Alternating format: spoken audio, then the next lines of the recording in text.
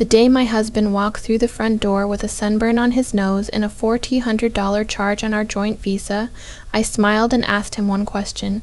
I watched the color drain from his face before he even finished his answer. But I'm getting ahead of myself. My name is not important. What matters is that I was 31 years old, had been married for 6 years to a man I thought I knew completely, and I was standing in our kitchen in Naperville, Illinois, stirring a pot of tomato soup when my phone buzzed with a credit card alert. My husband. I'll call him by what I called him then before everything. My husband was supposed to be in Cleveland. A week-long sales training. His company, a mid-sized distribution firm out of downtown Chicago, sent their regional managers every year. He'd gone twice before. I'd packed his bag, dropped him at O'Hare, kissed him goodbye, and told him to text me when he landed. He texted. He always texted. The credit card alert was for $312 at a place called the Don Cesar Hotel, St. Pete Beach, Florida. I stood there with my phone in my hand and the soup starting to bubble, and I thought, that's not Cleveland. I didn't call him. I put my phone face down on the counter and turned off the burner. I stood in the kitchen for probably 4 minutes, doing nothing except breathing and reading those words again in my head. Don Cesar, St. Pete Beach, $312. Then I picked my phone back up and looked at the full statement. 4 days of charges.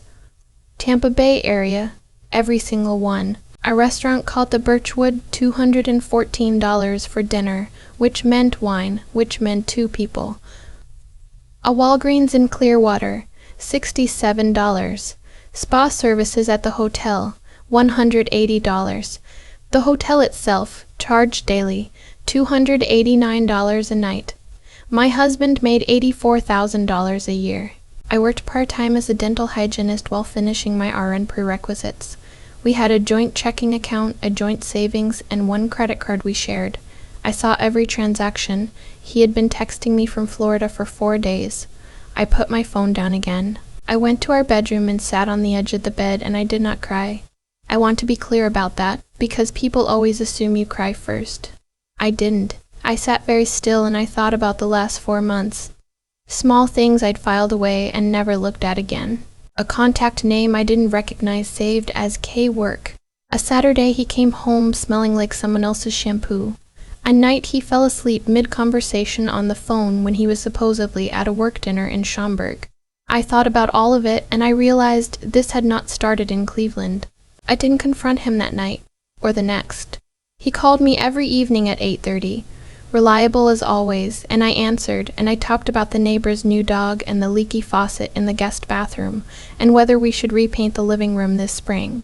He laughed at the right times. He said he missed me. I said I missed him too. I was on the phone with my husband from Florida while standing in the kitchen, where he'd eaten breakfast 4 days earlier, and I felt like I was watching myself from somewhere on the ceiling. He came home on a Sunday. I had 6 more days to wait, because his training, his fake training, wasn't scheduled to end until the following Saturday. I used those 6 days. I am not a person who panics well. I have learned, through years of working in medical offices and taking care of people who are genuinely scared, that panic makes you stupid. So I didn't panic. I made a list. The first thing I did was call our credit card company and request paper statements. Going back 18 months, not the online version, the paper ones, mailed to a P.O. box I'd had since college that my husband didn't know about. Old habit, turned out to be a useful one. The second thing I did was log into our joint account and screenshot everything systematically. Every transaction, every date, every merchant. I saved them to a cloud account he had no access to. The third thing I did was drive to a FedEx and print everything out. When the paper statements arrived 5 days later, I sat at the kitchen table with a highlighter and went through them like I was studying for a licensing exam. There were 14 months of charges I couldn't account for. Not enormous ones. That was the thing. He was smart, or he thought he was. 40 here, 60 there. A hotel in Indianapolis last September when he told me he was visiting his college roommate. Dinner charges in Milwaukee in November. A Marriott in Nashville in January that I'd never heard about. By the time I was done, I had highlighted $6,800 in charges I couldn't explain, spread across more than a year. I put the statements in a manila folder. I put the folder in my car, under the passenger seat. Then I went inside and started making his favorite dinner. Grilled salmon with the lemon butter sauce he liked, roasted asparagus, the good sourdough from the bakery on Washington Street. I set the table nicely. I put on a playlist he'd made years ago when we were still dating. I want to be honest about why I did that. It wasn't weakness. It wasn't some performance of the dutiful wife. I did it because I needed to see his face when he walked in. I needed to watch him be comfortable, watch him think everything was fine, and I needed to feel absolutely certain in my own chest before I said anything at all. He walked in at 6:15 on a Sunday evening with his rolling suitcase and a Target bag and a sunburn across his nose and cheekbones. "Something smells amazing," he said. He kissed me on the cheek. He dropped his bag by the stairs. He went to the refrigerator and got himself a beer without asking if I wanted anything, the way he always did. The small lazy habit I had mentioned exactly 3 times over 6 years and had given up on. We ate dinner. He talked about the training. Detailed, fluent, completely invented, a presenter named Jeff, a boring hotel conference room, a group dinner at some steakhouse downtown. He was so good at it that there was a moment, briefly, where I felt something loosen in my chest, like maybe I had been wrong about all of it. Then I looked at the sunburn on his nose, and I thought about the Don Cesar and its pool overlooking the Gulf, and the loosening stopped. He helped clear the table. He rinsed his plate. He always rinsed his plate. I'll give him that. He refilled my water glass without me asking. He was being a good husband, performing all the small, recognizable gestures of a man with nothing to hide. I waited until we were both sitting on the couch, the TV on low, his feet up on the coffee table, completely relaxed, completely certain. I turned to him and I said very calmly, "Before your trip, you mentioned something about Kirsten not feeling well. Did she end up figuring out what was wrong with her?" He looked at me. I watched it happen, the exact sequence. First the micro pause, the half second where his brain registered that I had said a name. Then his expression shifted, subtle, like a card being turned over. Then the calculation. Then the decision about what to say next. He said, "What?" I said, "Kirsten, from your office. You mentioned she'd been having some health issues, I think back in February. Did she ever find out what it was?" He blinked. He said, Yeah, I think she's okay." "Why?" "Oh," I said, "because I was thinking about making a little care package, if she's still not feeling well." I picked up my water glass and took a sip and watched him over the rim. His face had done something I had never seen it do in 6 years of marriage. It had gone very carefully, very deliberately, blank, the kind of blank that takes effort. He said, "She's fine. I think it was nothing serious." "Oh, good," I said. "What was it, do you know?" He said he didn't know, actually. He said he hadn't really followed up. He said it wasn't really his business. I nodded and looked back at the TV and said, "Right, of course." We watched another 20 minutes of whatever was on. Then he said he was tired from traveling and was going to head up. I said I'd be up in a bit. I heard the shower running upstairs. I sat on the couch and thought about Kirsten, whose name appeared 47 times in his phone the last time I'd seen his screen. He wasn't sick with worry. He was calculating. I could tell the difference now.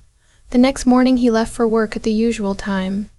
I waited 30 minutes. Then I called our health insurance company. I told them I was verifying in-network providers in the St. Petersburg, Florida area because my husband had needed to see someone while traveling, and I wanted to confirm the claim would be covered. The woman on the phone was kind. She said they didn't have any claims filed from that region in the past 30 days under our policy. I thanked her and hung up. Then I called a family law attorney whose name I'd gotten from a friend of mine, a woman from my dental office who had gone through a divorce 2 years earlier and said this attorney was worth every penny. I made an appointment for Thursday morning. I told my husband I had an early shift. The attorney was a woman in her 50s, with very short silver hair and an organized desk, and a way of listening that made me feel like I was the only person who mattered. I spread my printed statements on her desk. I showed her the credit card alerts. I told her everything I had documented. She looked it over for a long time without saying anything. Then she said, "You've done good work." She explained what I was looking at in terms of marital assets, dissipation of funds, what documentation I would need. Illinois is an equitable distribution state, not community property, but dissipation of marital assets during the marriage is taken seriously. She said the documentation I had was useful. I asked her what I should do next. She said, gather anything with his name on it that matters. Get a separate account in your name only, and decide what you want. I thought about that all the way home. What I wanted was the house. We bought it 3 years ago, a 4-bedroom colonial in Naperville, with a yard and a front porch in a neighborhood where people walk their dogs on Friday evenings. I had painted the living room myself. I had planted a garden along the back fence that had taken 2 full seasons to get right. I had made it into a home while he was apparently making other arrangements. I wanted the house, and I wanted to be free. I didn't tell him anything that week. I opened a checking account at a different bank. I moved my direct deposit. I transferred my half of our emergency fund, exactly half, nothing more, into the new account. I took my name off the joint credit card. I gathered every document that had my name on it, Social Security card, passport, my own tax returns going back 4 years, my car title. I put them all in a bag at my mother's house. I did everything calmly, systematically, in the right order. My attorney had given me a list. I followed it. He didn't notice any of it. That's the thing about a man who's been lying to you. He's been so focused on managing his own story that he stopped paying attention to yours. On a Thursday evening, 10 days after he'd come home from Florida, we were sitting at dinner again, and he was talking about a colleague's retirement party coming up, and whether we should go together or just send a gift. He was making future plans. He was talking about us like we were still in us. I set my fork down. I said, I want to talk to you about something. He looked up. I said, I know about St. Pete Beach. A silence that lasted 3 full seconds. I know about the Don Cesar. I know about the Birchwood. I know about the spa and the Walgreens and the $299 a night for a room for 2. I know about Nashville in January and Indianapolis last September. I have the statements. I have the dates. I have 14 months of charges totaling over $6,000 that you spent on someone who is not me. He said nothing. I said, I have an attorney. I've already met with her twice. And I have something I want to ask you. He still didn't speak. The woman you were with in Florida, I said. Kirsten, I've been thinking about this for 10 days. She was sick in February. You mentioned it at least twice, and I remember you being vague about it. I want you to tell me, honestly, what was wrong with her. His face changed. I kept going, because I've been reading about the Don Sur, and it has a beautiful spa, and I'm sure you two enjoyed it, and I want to know what you might have brought back into our home, into our bed. He pushed back from the table. I said, I have a doctor's appointment next week. I've already made it, and I would like to know what I should ask them to test for. He left the table. He went upstairs, and I heard him pacing. I heard his voice, low, on the phone. I cleared the dinner plates. I washed them by hand. I dried them and put them back in the cabinet. When he came downstairs an hour later, he looked like someone had taken something out of him. He said, It's not what you think. I said, I have the statements in a folder in my car. Would you like to look at them together? He sat down. What followed was a conversation I won't describe in detail because some things belong only to you. What I will tell you is that he did not deny it, not any of it, once he understood what I already knew. He cried. He said things that were designed to make me feel sorry for him. I listened to all of it without moving my face very much. My attorney had told me, let him talk. Don't comfort him. Just listen. He had been seeing Kirsten for 16 months. He said it wasn't serious. He said it wasn't serious. He said it was already over. She had ended it. He said he loved me. He said he was sorry. He said he would do anything. I said, I want the house. He stared at me. I said, I've spoken to an attorney. My position is that you dissipated marital assets over 14 months, which I have documented. I want the house. You can have the rest. That's my offer. He started to say something about working it out, about counseling, about giving it time. I said, I've been giving it time for 14 months. You were in Florida at a 5-star hotel when I thought you were in a conference room in Cleveland.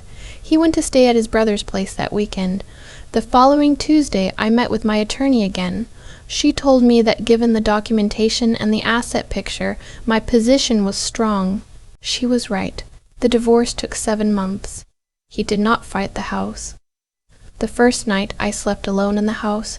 After everything was finalized, I opened all the windows, even though it was October and a little cold. I put fresh sheets on the bed, new ones bought specifically for this night, still in the packaging until that morning. I made chamomile tea and took it out to the back porch and sat in the yard I had planted, and I thought about what I'd lost and what I still had. The garden was still there. A little overgrown from a summer of distraction, but there. The neighbor's maple had gone red and gold, and some of the leaves had drifted into my yard, and I sat there in the October dark with my tea and thought, I know what I want now. I hadn't known before, not the way I know now. I'd known what I thought I was supposed to want, which is different. A few months later, a friend from my nursing program asked if I wanted to meet her cousin. He was a physical therapist, recently relocated to the western suburbs, she said. Nice. She thought we'd get along.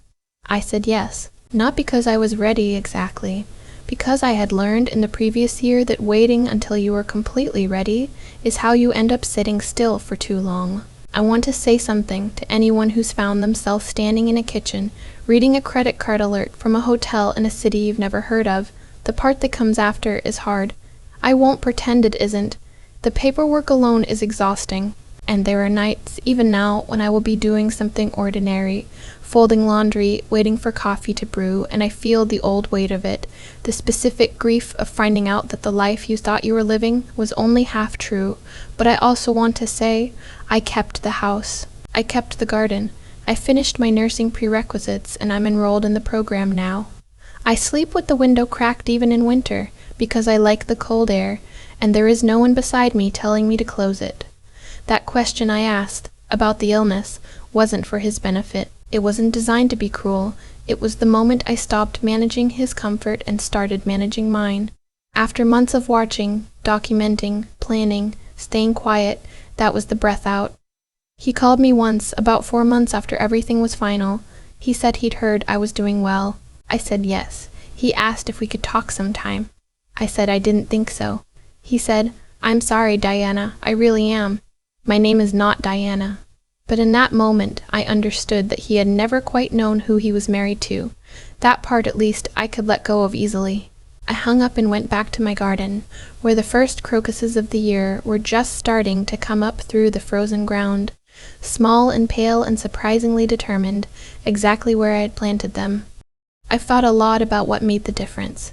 Not just in the outcome, the house, the lawyer, the finalized papers, but in the experience of going through something like this without losing yourself in the middle of it.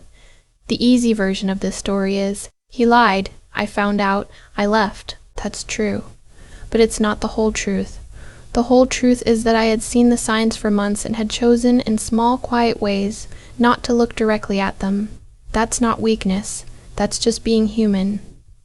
We protect what we love for as long as we can, but there is a point where protecting the story you've been living becomes more expensive than the truth, and I hit that point on an ordinary Tuesday night, when a credit card alert came through on my phone, and nothing I told myself made the numbers add up. What I learned, not from a book, not from a podcast, from just living through it, is that clarity is a form of courage, not dramatic courage, not the kind that looks good from the outside, the quiet kind, the kind that sits in the kitchen after dinner, washes the plates, and goes to bed knowing exactly what has to happen next.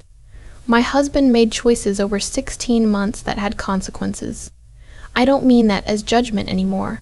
I'm past judgment. I mean it as simple fact.